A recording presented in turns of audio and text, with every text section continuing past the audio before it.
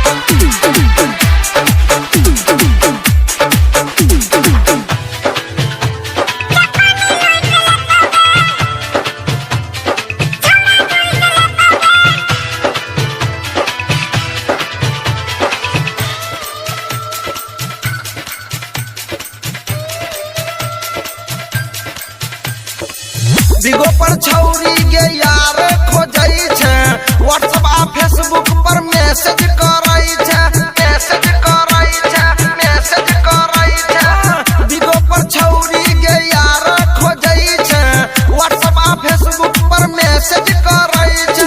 मानै न छौरी हमरो बात गे, बात गे चुपे चुपे करै छै मुलाकात गे। हे गे नैना, हे गे नैना, हे गे नैना कटीली लगै छौ, धोके गाल दुनु चुइस लेतौ गे, जवानी लूट लेतौ गे,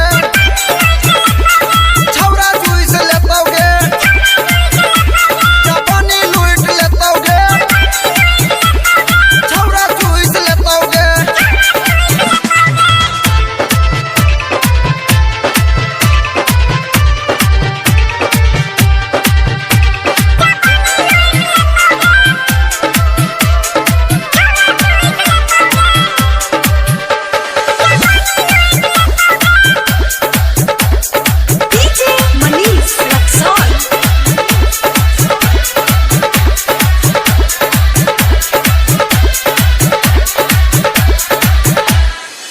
बुढ़वा जवान का सब देख के हंसै छौ, छौरा छपारी